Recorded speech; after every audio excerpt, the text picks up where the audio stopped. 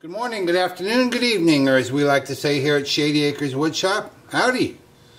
Well, this is going to be another junk wood piece. I have an idea in mind of what it is I want to do, which is different than anything I've ever done. I'm sure I'm probably not the first one to do it. I'm going to round this up. I'm going to make it round. It's not going to have any square edges. And I want to make a plate here. So a round plate for the bottom. I'm going to put a tenon on here, and I'm going to round this up and make a plate here. And then from that plate, I'm going to go up and make a bowl. So the bowl will be attached to the plate. I don't know how I'm going to get my chisel in there. I sure as heck don't know how I'm going to sand in here, but that's my goal. Just something a little different. Like I said, this is junk wood. I don't know what it's called. I don't know what kind of tree it is. It grows here on this property like a weed. It's got some spalting in it. It's got a lot of different colors in it, and it has all the bug holes you ever wanted in it. But we'll just deal with it. I've got it mounted up on a woodworm screw on this end. Got my tailstock up. I'm going to put on my mask and face shield. I have a 5/8 inch freshly sharpened bowl gouge, and we're going to be turning it about 730 RPM.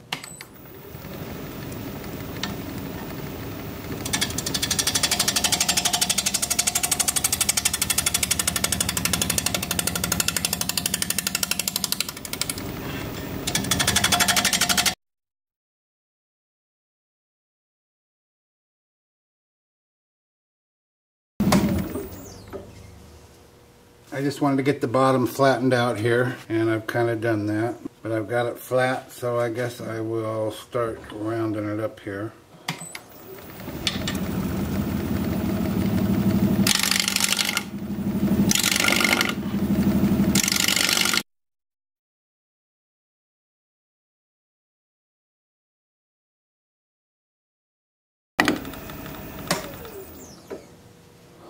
Okay.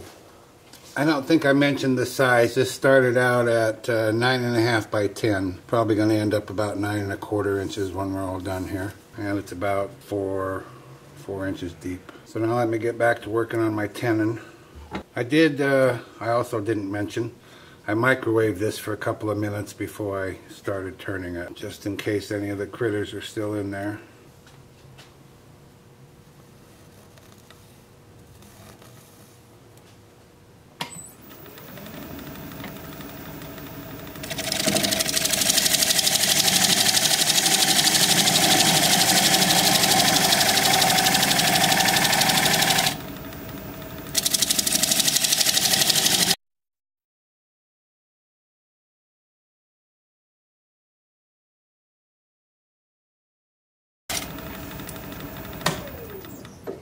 Kind of want the bottom of this plate to sweep up a little bit, which is what I've done on the outside here. And then on the top side it'll sweep down, kind of like a regular plate. Clean up this rim I've got going on.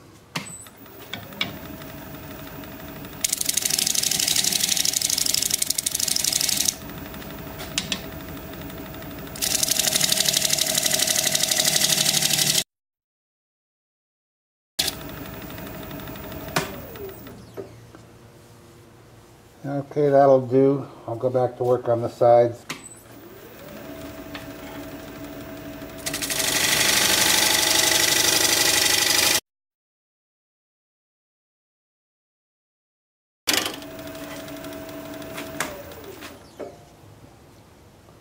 Well, as is often the case when you're turning, what you had in mind in the first place might change. You always have to be ready for that. And I'm starting to see something a little bit different here than what I had in mind. Still a plate, kind of a separate base, but maybe with, maybe not go in here so far, some more than I am. I'm not sure how much of this you can see. Maybe I should put you back where you are. But make a thinner plate than I have here. I've got about 1/2 inch. I really need about 1/4 inch or less. And then kind of dish out the sides maybe. I wasn't going to necessarily leave a natural edge, but a natural edge with this fully rounded base might look nice. I don't know. It's kind of looking nice to what I'm seeing over here. Boy, there's a lot of bug holes. Holy smokes. But the more I go in here, the more I'm revealing this spalting, which is always desirable, at least for me. So I can proceed here without changing my plans, but I kind of think I've changed my plans. I'm going to take this in deeper here. It's looking kind of good to me. So this is what I'm talking about. I've got this dished out that was sort of unintentional. I was just bulk removing material is all. But if I bring the thinness of this base down some and continue dishing it out like this, I kind of like the looks of that. So I'm going to continue doing that. Make this thinner and keep dishing it out this way. It needs to get smaller because I want a higher wall than I'm going to have here. I don't mind a natural edge, but I don't want it coming down that far. So I need to go in deeper. We'll see. We'll see how it goes. I can still change back to my original plan, but I'm going to remove a lot of material right now, right in this area.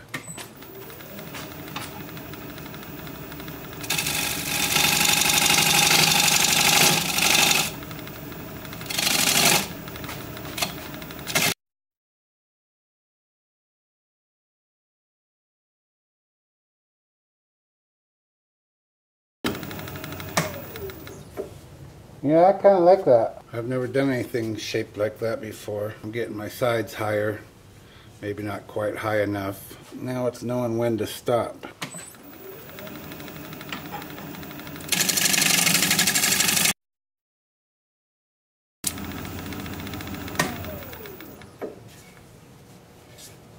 I'm going to come in here a little bit more, but I like what I've got going, and I think I'm going to stick with it.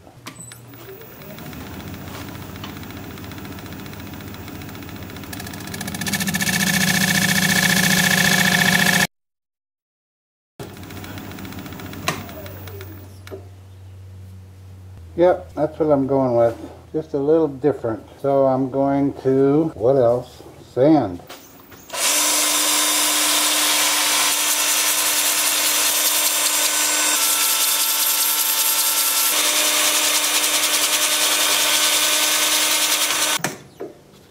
Well, I'll keep at this for a while. I'm starting at 80 grit.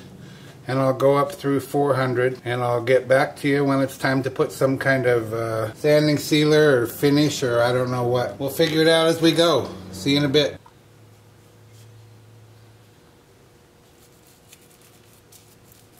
Well, I did sand up through 400 grit for all the good it does, which isn't a lot with this kind of wood. It's kind of punky. It's a pretty soft wood anyway, and there's just not much you can do. It's very smooth. You know, like I said, I sanded through 400, but some parts of it just are too soft. For instance, this right here in the base that it's going to sit on, that just fell out of there. It left a nice smooth surface, and I'm grateful for that, but it just fell out while I was sanding. And this hole right here is stuff just kept coming and coming and coming out of there. I don't even know what it is. Kind of looked like paper coming out. So I decided to go with sanding sealer in the hopes that it will help solidify some of this. I have some wood hardener, and that's what I was going to use the next time I use this weed wood or junk wood, whatever you want to call it. I was going to use the wood hardener, but I've never used it before, and I don't know what it does to the finish, what it does to the wood. I don't know what's left over after you've used it. So I just decided to go with what I know. So I'll probably put on 2 coats of this, and I'm using a brush to get into all the bug holes and the defects and whatnot that the rag won't get into, and then once I get all the bug holes covered, then I'll switch to a rag. See you in a while. I've sanded through 400 grit, and then I put 3 coats of Zinsser Seal Coat sanding sealer on here, which is a shellac based product, and then I put 2 coats of Zinsser shellac on here. And I may stop there, or maybe when I'm doing the inside I may put a 3rd coat of shellac on. But it left a real nice sheen. There's a lot of pretty colors in here. I have to tell you, the reason I'm even using this wood again is because of the comments and the positive comments that I've gotten from my previous junk wood pieces. People really seem to like it. I will say it's not particularly interesting to turn. It's a pretty soft wood, often punky, not always. Always full of bug holes, however, and cracks and gaps, and so it's hard to get a good finish off of it, but it does look nice. It feels really nice. It's very smooth, nice sheen, so nice colors. So I'll probably be doing it again, but so far I'm liking this piece pretty well. So now it's time to turn it around and take off, or I'm sorry, hollow it out, not take off the tenon. We'll be using the tenon. I was a little worried about the woodworm screw because this is pretty soft wood, but it held up just fine during the sanding.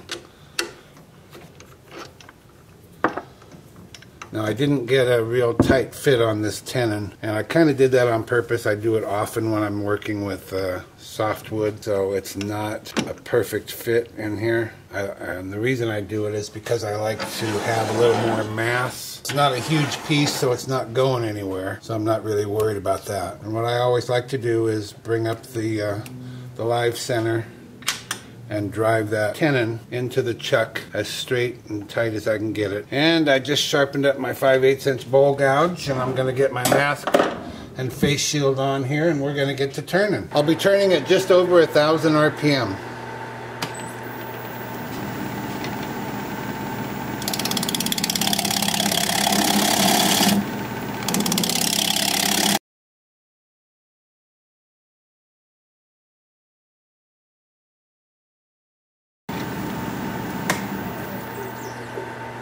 I'm not really going to be able to use tailstock support. I can't get in there close enough. I need to thin down these walls while I still have interior support. So we'll just hope that softwood holds together. And I don't want to touch these outer points, and I don't want to touch out here. I want a nice natural edge with the discoloration intact.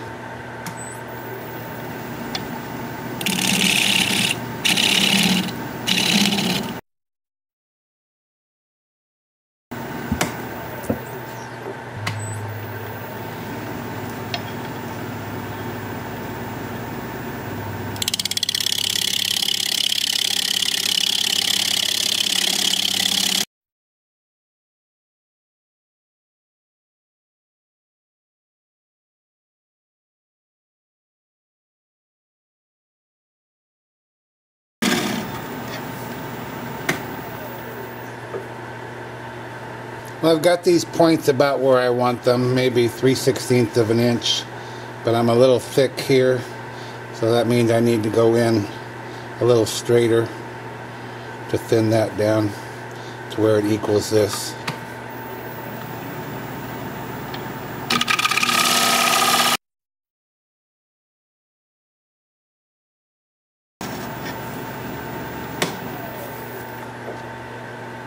I better take a minute to check my bottom. I don't think I'm anywhere near it, but we do have a nice selection of funnels here already. No, I'm still about an inch thick on the bottom. The sides up near the top, about 1/4 inch down there, about 3/16 at the very top. Still need to cut this down a little bit.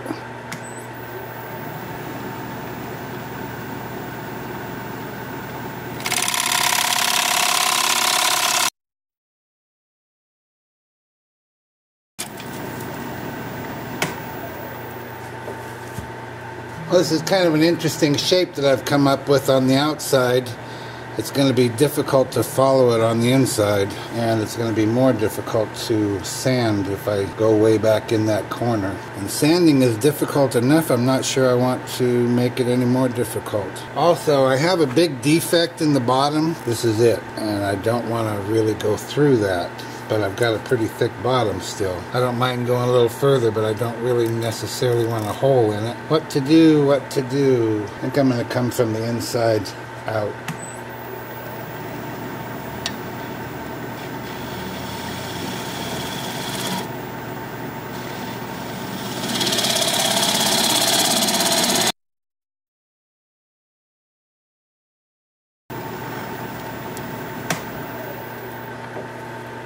Break time. Well, I should have thinned out or smoothed out these wings before I got so deep, because I do have a bump here. So that's what I'm going to do now. I'm debating whether I want to do a pull cut with my gouge or use my round nose scraper. We'll try the gouge first.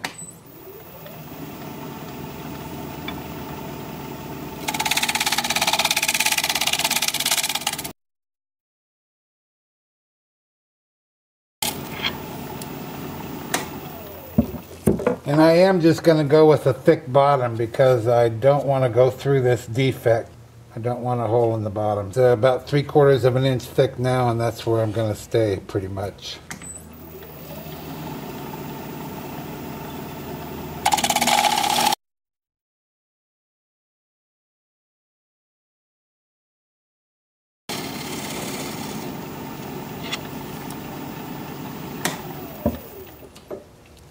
Okay, I'm going to scrape a little bit.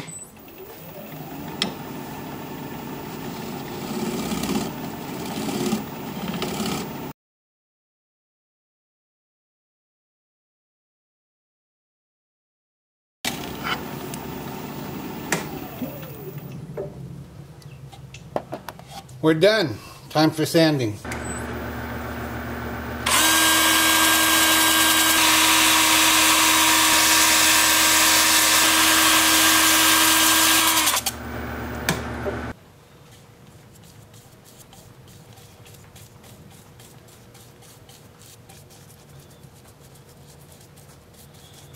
Again, I'm just using the brush to get into all the bug holes and defects, and then I'll use a rag on the rest of it.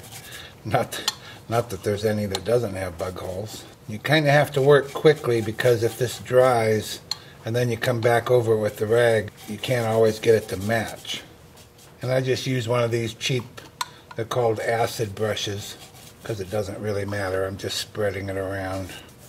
One side's got the color and the other side has the spalting. It's hard to know which side I like best. And I think I killed all the bugs with my microwave.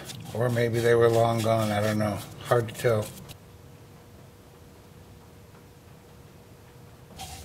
So stick around, we're almost done. Well, 3 coats of sanding sealer and 2 coats of shellac later. It's time to get this off of here and turn it around and remove that tenon. So that's next. So I've just mounted a block of wood in my chuck, and then I'll put on a piece of non-slip material. Shelf liner, I guess is what it is. And then the bowl, and then bring up the tailstock. See how it spins? Pretty good. And we'll commence to removing that tenon.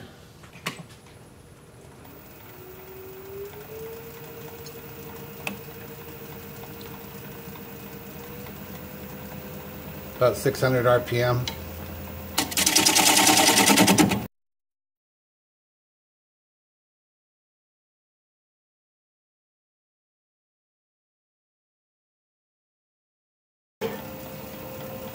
Anytime I'm dealing with softwood, this kind of scares me, my method for removing this, because it could give way at any time, especially with all the bug holes and defects that this piece of wood has. But it looks like we're okay. So we'll just slow it down here a little bit, make it controllable. We'll press the bevel of the gouge against the bottom of the bowl and towards the headstock.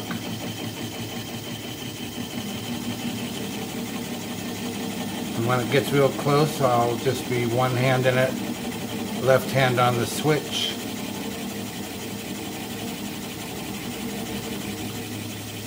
And as soon as that little nub stops turning or disappears, like that, then we know we're done. And then I'll just set that over here on the workbench and sand up this 2-inch area.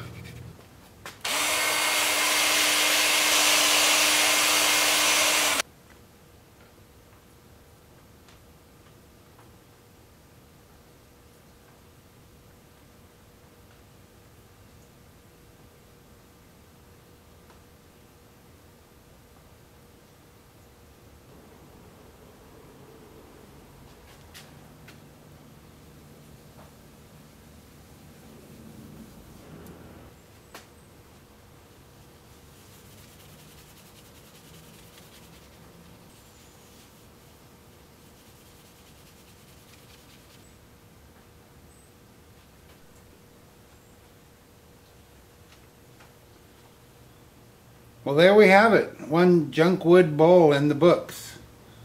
Another junk wood bowl. But maybe I'm going to have to quit calling it junk wood, because this piece is way better, in my opinion, than the others. It's way more stable, even though it has all those bug holes and defects. This is the reason I couldn't make the bottom any thinner than about 3/4 of an inch, because that goes way up in there, and then there's another hole here as well, and I just didn't want that hole to go all the way through. It's right here. So I stopped at 3/4 of an inch. Maybe I could have gone to half, no way to know, but I wasn't going to risk it, and I just didn't want a hole in it. So there we are. I don't know if that's the front or if that's the front, but I like it.